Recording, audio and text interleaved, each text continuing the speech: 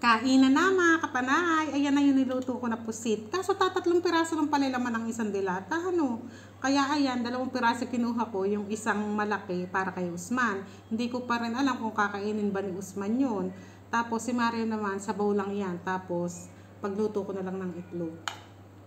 O kaya kasi sila naman, andito pa kasi asawa ko. Sa baba sila kumakain, sila ng mga asawa ko. Saka sila Usman. Ngayon, dito, ako pa lang ang kumakain dito. At yung asawa ko, gusto rin asawa ko sabay-sabay kami.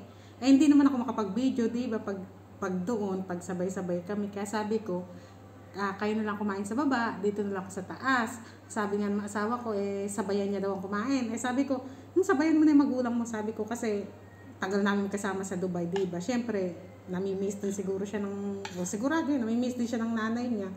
Saka ganun yung mga Pakistani na biyanan. Maano yan sa anak, maalaga. Talagang feeling mo, yung feeling ng iba, yung kakumpetensya mo sa pag-aasikaso sa asawa. Pero ako kasi, bahala ka kung gusto mo mapahinga ako. Yung iba, pakiramdam na parang wala na akong silbi. Yung sila na nag-aasikaso sa asawa ko, ganun nararamdaman nila na parang wala na siya ng silbi, yung parang may kaagaw siya sa pagsisilbi sa asawa. Ako, relax ako bahala kayo kung gusto nyo kayong magsilbi. Nung mapahinga ako, dahil kong gawain yan. Kain tayo.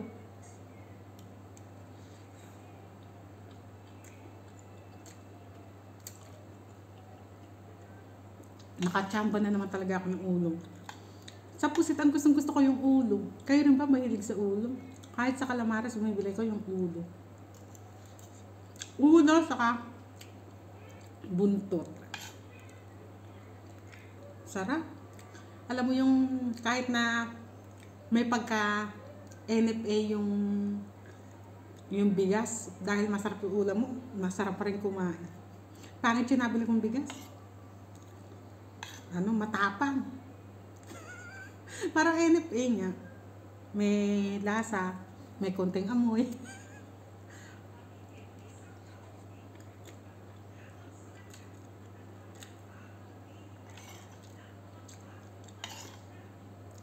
Pero minsan rin naman yung nabibili ko, masarap talaga yung malambot, maputi, masarap kahit alang ulam. Pero ngayon, pagtiyagaan na natin tong lasang NPA natin. Palapit na nga sa NPA. Palapit na sa NPA yung lasa. Ang sarap.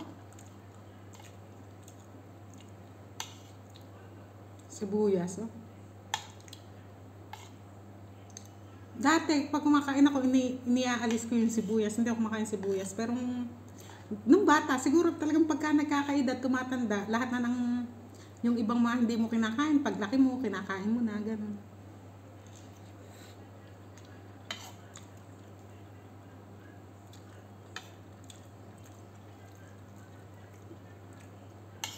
Pero yung hilaw na sibuyas, hindi ko pa rin talaga kayang kainin. Yung asawa ko minsan, di ba sa mga salad-salad, ganyan.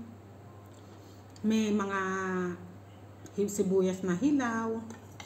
Ayun, minsan nakikita kumakain pero madalang. Siguro kumakagat lang na ganyan, di ba? Hiwa-hiwang ganun yun. Pero minsan hindi pa. Ala, sa pamilya na nakita ko na mahilig sa sibuyas na hilaw. Ala.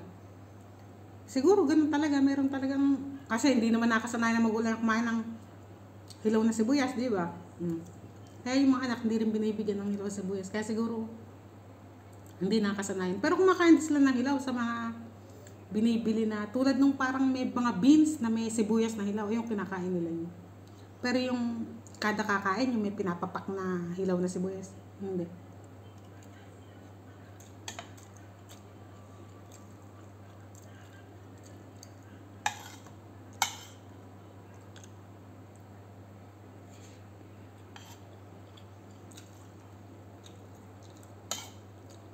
Sa susunod nga magluto ako, damihan ko sabaw. Masarap ng sabaw.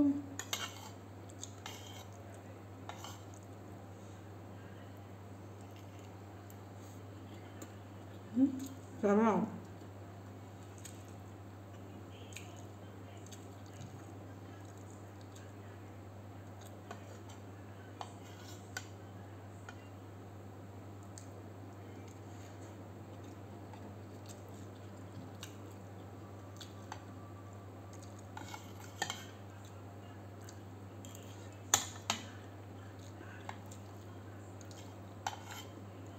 Nakakabiti na may pusit.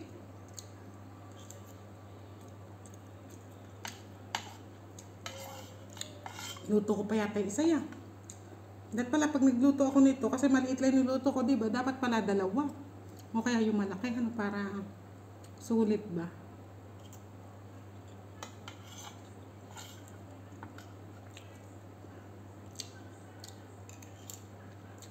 Sarap.